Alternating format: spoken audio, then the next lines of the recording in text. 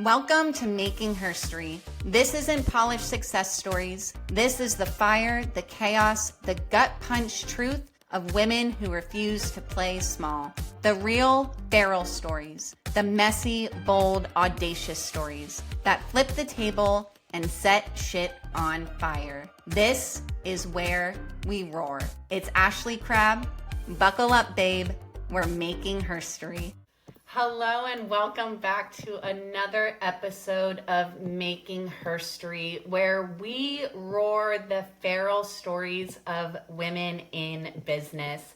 I'm Ashley Crabb, and I'm the only story-driven experience curator who helps female entrepreneurs transform their personal stories into unforgettable brands, community spaces, retreats, memberships, events that build belonging, trust, and visibility. And one of the things I am so honored to get to do is create a space for women to share their stories. And that is exactly what we're doing here today. I am super excited to introduce to you one of my business baddie besties. I met Nina about a year ago, and like many of the other phenomenal women I have in my life, she has been stuck with me almost every day since then. But without further ado, I am going to let Nina take the floor and introduce herself and tell us more about her and what she does. Oh my gosh, what an intro! I am Nina Calabrese. I am a luxury website designer, and oh my gosh, I feel like so much, I don't even know where to start. The entrepreneurship space has been a wild ride, but it's been great having the community that we've kind of built here. And Ashley, thank you for having me, because how exciting. I'm just so proud of you. You're killing it. Oh, I'm so proud of you too. Thank you. Yeah, well, so you said and I love that. I don't actually think I've heard you say that before. You are a luxury website designer. Yes. And I mean, and unfortunately, because we know how life goes, I know that you have pivoted and shifted in business, and I know that you've been creating websites, but what is luxury website creation? Like, oh my gosh, tell me. So your website is so important when it comes to your business's image, your personal brand's image. It is like your little corner of the interwebs world, and it doesn't just tell people who you are and what you do. It shows them. It shows emotion. When people land on your website, they're going to feel something. They're going to feel whatever it is that your brand or you as a person bring to the table. It elicits emotion. And I think that is what makes it luxurious, is the fact that people are diving into your world and they're feeling what it is that you are trying to show, promote, sell, be, everything that you are. It's like your little bubble of the world, and it invites people into your world. Your website brings people along to your story, and it directs them where you want to go. It shows them where they can go or where they're going. And so whatever it is that you provide or you bring to the table, essentially, it's inviting people into your world. I have been in like the entrepreneurial space for a very long time. I have built online boutiques. I have been in network marketing. I have done a lot. And in the past, there's this part of me that has always felt like I did so much and I've pivoted and shifted so much that there is an element of like, oh, well, here we go again, like another project or another passion project or another thing, trying to accomplish, or another offer trying to provide, or, almost like a negative connotation on all the shifts and pivots that I've made. But over the years, every single thing that I have done has taught me what I do or what I don't want when it comes to business, what I do want to do and what I don't want to do, what I want to provide and what I don't want to provide. And for me, there's this passionate part of being an entrepreneur and building a business and building a brand that I love. But passion isn't always going to build you a successful business. And so it's where I get to marry that strategy, and that I graduated with a bachelor's in psychology and human resources. So I married that business psychology aspect of like the business world. Right. And web design has been the only place that I've actually been able to take this passionate side of my clients and everything that they want their business to be and everything they want to show the world that they offer, and marry it with like strategic website building. And bringing those two together builds such a luxurious experience for your clients. It's been it's everything that I ever wanted in a business. Absolutely. Well, and I love that. I love that word luxury, because like what a luxury it is for us to be able to marry the things that we're good at and marry the things we love doing and offer it to somebody.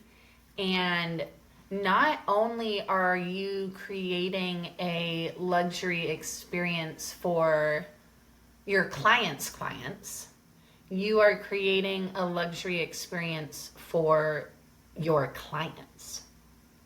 Right. Like that is how I'm feeling like you are the epitome of luxury, Nina. Like this is you. This is you. I definitely found my thing. So, like I was saying Yeah. before, being in business for so long, there's so many things that I've tried, I've done, and I looked at it as almost like a negative. Like, I can't find my thing. Why can't I find my thing? And it was And I know that feeling. right. And I think Because a lot of when we women met, do in you business. were in real estate, right? Were you in real estate Yes, when we met? yeah. Yeah, which is Mm-hmm. something I knew that I was always going to try. Like, I knew that I wanted to do that eventually. And I thought, I was pregnant with my second. And I was like, let me get my real estate license, because I know this is something I've always wanted to do. I worked as a client coordinator for a boutique brokerage, and I loved everything about like the boutique brokerage feel. So I was like, I knew this was something I wanted to do one day, and I thought now's my time. Like I'm an opportunist. Like if I have time, I'm like, you know what? Now's my time. Let me try this now. Why not? Like that's kind of my vibe. And I think because of that, I was never really afraid to try something new. And so again, there's in the back of your head, you have this like, you always have this self-criticism that's like, hey, you're not like, you tried something new again and it didn't work. You tried something new again. Like maybe you should take a break. You know what I mean? Like you have that like self-criticism that's like chill. But there is this part of me that has absolutely no chill. And I'm like, no, this is something I want to try. This is something I want to do. And so I did it. And my experiences for the year that I did it in a new place, because I had moved from where I lived when I worked at that boutique brokerage to being over here, I was like, I don't like any part of this. I don't like the environment. I don't like the people. I didn't like anything about it. And it wasn't filling luxurious. any cup of mine. No, there was no part of it. And like, I'm a hard worker and I have a great work ethic. So that is not what I'm like. And I think it's bold to say like, hey, I don't think this is me, because I know I'm not afraid to get, my feet dirty, and I'm not afraid to like. You're not afraid to work hard when your hard work is paying off.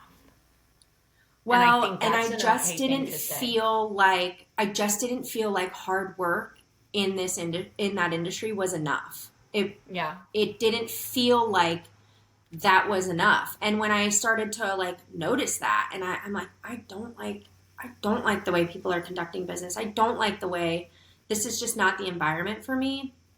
Mm-hmm.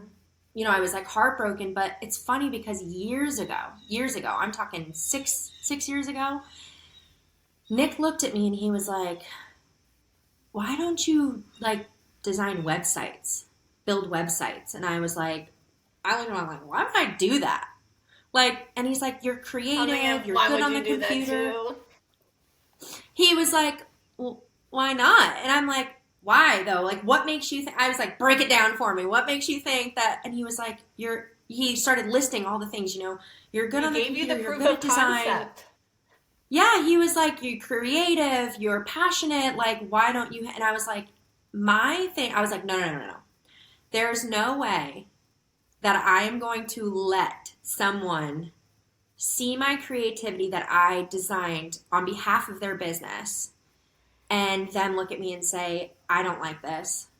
I was like, there's no way there was no way I had the ability to put myself in front of someone creatively in that way and build something for somebody and them turn around and say, I don't like it. With the so that was my reasoning. Rejection. Yeah. And it wasn't until it took me this long.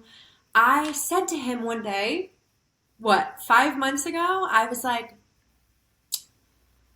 okay, what if, and I was like, oh, he's going to kill me. I'm like, what if I started web design? And he looked at me like, are you fucking kidding me? Because I told you this 5 years ago. But he goes, I think that's a great idea. And I was like, see? Nick gets no, I told you so. Nick gets the no, I told you so. I was like, you know what?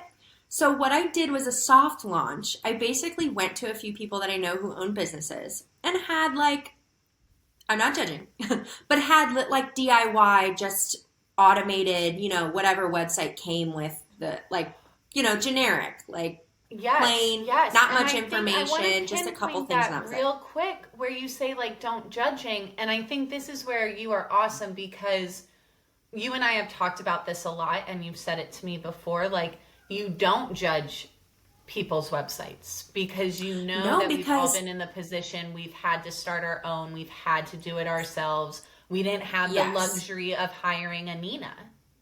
No, outsourcing for some people in business, I've experienced it, like outsourcing somebody to do anything, that's cost.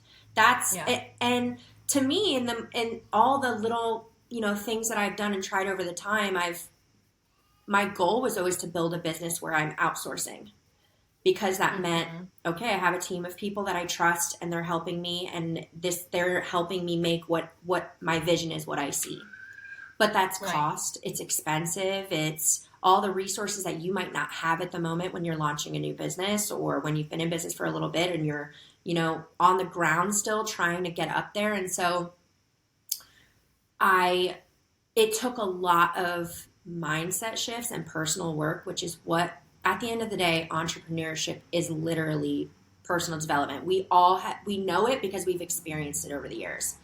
And you have to, that mindset shift that was necessary for me to say, okay, if I've always started a business and I've never been able to outsource or, anybody to do anything, why would I get into a business where I'm expecting people to invest in me and outsource in their business? Like that was all the questions that came up when it came to launching this business. Like I had to answer those before I dived in and turned around and said like, okay, let me just try this. So it took a lot of, I have done a lot of work over the last 10 years and a lot of personal development over the last 10 years. And so it took the 6 years of Nick saying like, why don't you do web designing, to me turning around and saying like, wait a minute, you're telling me I can take somebody's vision and create something that encapsulates their business, their passion, their story, and I can creatively and strategically build something that helps them build more business. I was like, that's literally exactly what I want to do.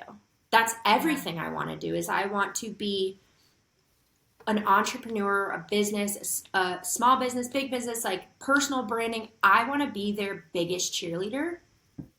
And the best way I can do that is by creating something that helps them build their business. It was like a light bulb went off in my head where I was like, this isn't about me. And I was making it about me by taking something and saying, I don't want somebody to say no to my creativity. I was making it about me instead of saying, wait a minute, I could potentially have the skills to take someone's story and make it something for them and help them build their business to levels that they didn't expect or didn't know that a website could provide.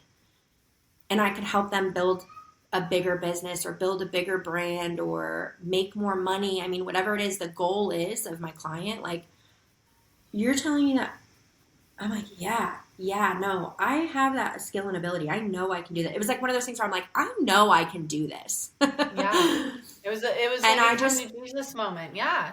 Yeah. And I needed the time and the energy and the failed businesses. I needed all of that. I needed all of that to find who I wanted to be in business and what I wanted to provide. I couldn't figure out. I launched digital products. I was helping entrepreneurs build their offer suites. I was doing a lot of consultations, like a lot of consult work with people trying to figure out what it is they wanted to offer and how they wanted to offer it. And you know, they were constantly getting results, or I launched this and I was like, what am I doing? Because I was doing all that for free. Right. And I was just helping because I wanted to be that spoke to you. Yeah.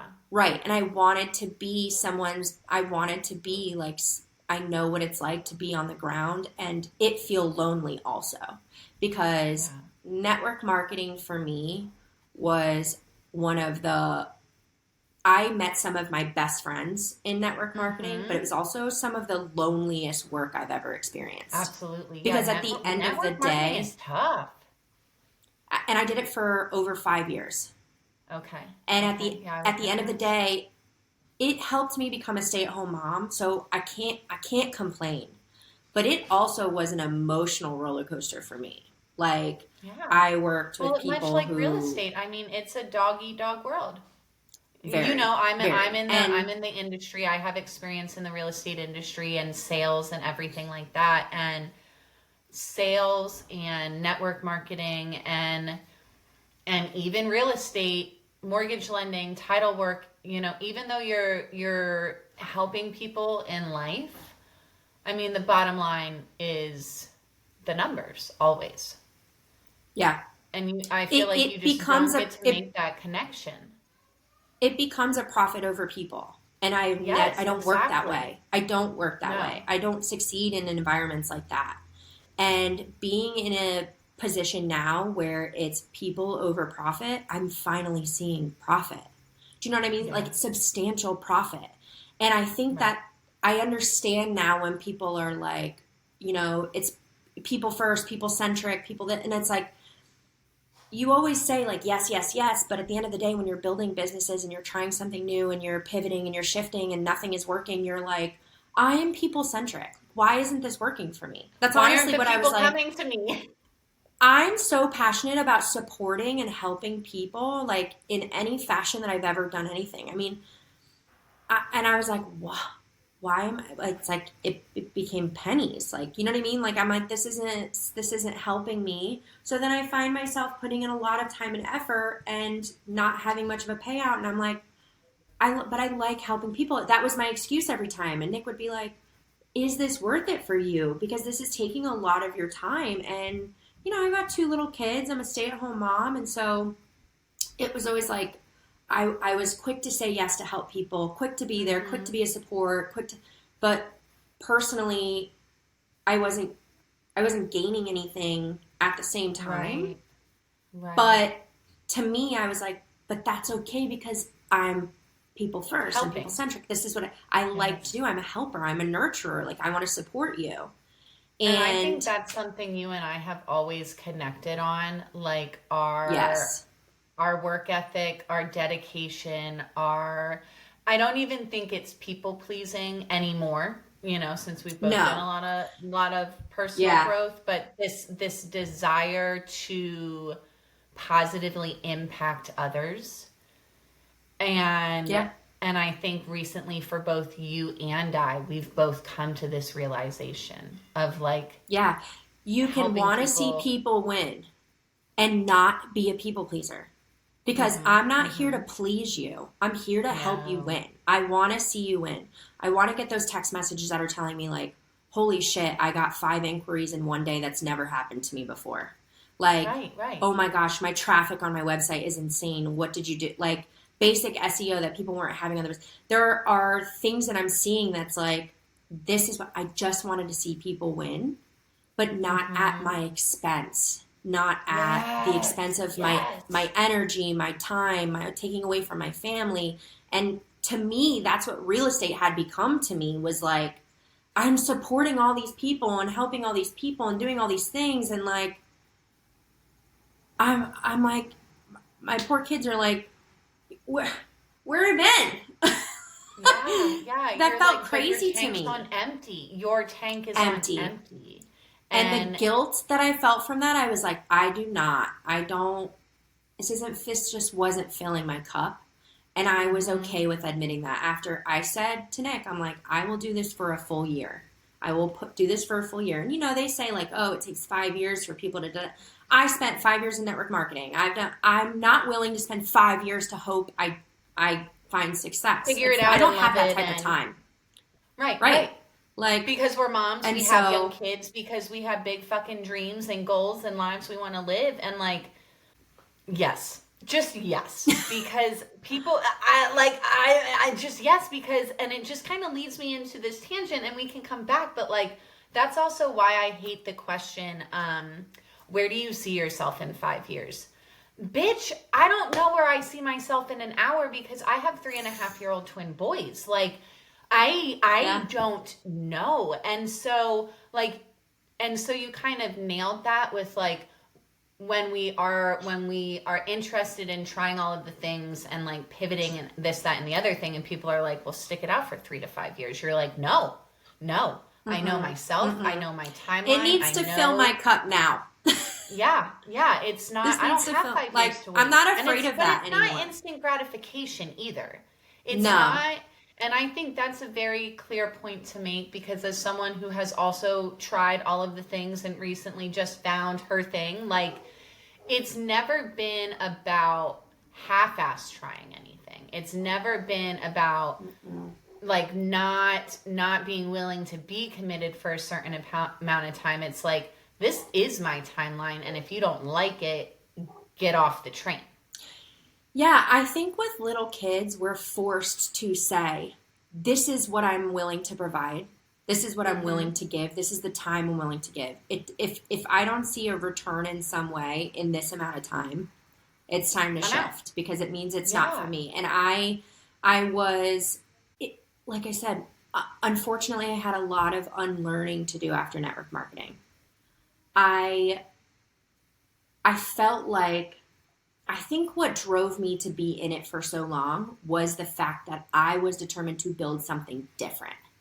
I was like, okay, I got into the rooms and I was like, this is what this looks like.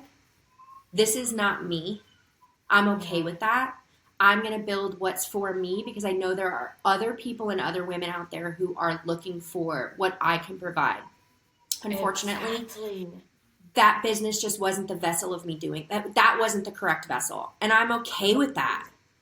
Yeah. Like, I'm okay with that, because I tried it. I did it. I learned. I grew. I still talk to the girls that I worked with almost every day. I mean, I built I've built some of their websites for the other businesses that they've launched. I mean, I built incredible communities because I was determined to put people first and to build something differently. That just wasn't the vessel that was getting us there to where we wanted to be. Because you in essence, we have always known the tools that we carry. You just like blew my freaking brain. We have always known the tools that we carried, it wasn't ever questioning our tools necessarily. It was questioning the vessel that could house them the best. Yeah. And that's why we have to pivot. Yeah. I saw so much skill in the women that I've worked with. Mm-hmm. But unfortunately, also, I think the people who were leading us, they weren't where we were at the moment, if that makes sense. I'm not trying to like I said, I don't ever want to speak ill of really anybody in the phase of life that they're in, because I think we're all learning and we're all growing, you know, at different paces and at different races. But essentially, I was learning businesses from 20-year-olds who built $1 million businesses by recruiting people, and love that for them. But they weren't the most healed or healthy versions of them to be leading hundreds or thousands of not just 20-year-olds, but grown women who, you know, like they didn't necessarily have the tools or skills or abilities to be really leading these amount of people. And I think because I was so determined to make that work for me, you know, I did the things that they said to do because, well, they built $1 million businesses. I see it. I watched it happen in real time. But again, like, this is the blueprint to follow. I was also told, like, well, if you're not making it or if you're not doing it, you don't have the skills. You don't have the ability. You're not showing up. You don't have accountability. It was always a problem with me. With now, your issue. Like, it was your issue. It was me. It was my problem. It was my fault. I'm like, there's something wrong with me. There's something. And I just was like, I looked at my team and I was like, no, absolutely not. There's nothing wrong with any of you. Like, I sat in rooms with women where I was like, I don't see flaws in these women. I see skills and abilities. I see personal development. I see growth. I see people wanting something bigger than them. I see them wanting to be a part of something. And you got people tearing you down to try to get there. And I'm like, I knew firsthand, like, that's not what gets you there. Exactly. So there's this part of me that has carried that with me in everything that I've done next. And because of that, it has been easy for me to recognize this is not the room for me. I walk into a room and I don't worry if people like me. I want to know if I like everybody in this room. Because at the end of the day, I know what I can bring and what I provide. I know who I am. There's that inner confidence of like, I don't ever have ill intentions. I want for me what I want for you, and what I want for you is what I want for me always. So to walk into a room and the fingers being pointed at you because you're not, well, it's you. You don't have the skills, you don't have the ability. I couple on that one. This is not a vessel. This is not my bag. Like, I ain't gonna I don't care how much money you make. I am not less than because I didn't start 2 years ago and recruit. How empowering, because I know we've all spent that time being in rooms, being in places and spaces where we feel like we don't belong, but we stay anyways. Like, because we have to build that muscle to be able to say, I know my worth and I'm not going to let you put the value on what I have here. I mean, it really is a muscle. It takes practice because, like I said, like, you have to know your worth and what you provide. And when you don't, it's like stand for something or you'll fall for anything. Like, you really do have to know what you bring to the table, know your skills and abilities. Otherwise, you fall in line and you end up in the wrong room, or you end up in the wrong line doing something that like wasn't in your plan. And you're like, and then you look around and you're like, how did I get here? Where am I? Right. You know what I mean? Like, because you didn't follow your own intuition. And I think as women, it's easy for us to lose that innate discernment because society tells us all the time what we should be doing or who we should be, or to quiet down or to sit down, or we're doing too much. Or I think that that's just so commonly ingrained in our heads as little girls that you almost lose that sense of self as you get older, and then you question everything. Like you become all of it. You've been listening to Making Herstory. Remember, your story isn't optional. It's your fire, your power, and the heartbeat of every space you build. So take up space, tell it raw, and keep building the kind of legacy that can't be ignored. It's Ashley Crabb, and I'll be back with more bold, brave, feral stories soon. And if you want to stay feral with me, hit subscribe, share this with your sisters, and let's make herstory louder together.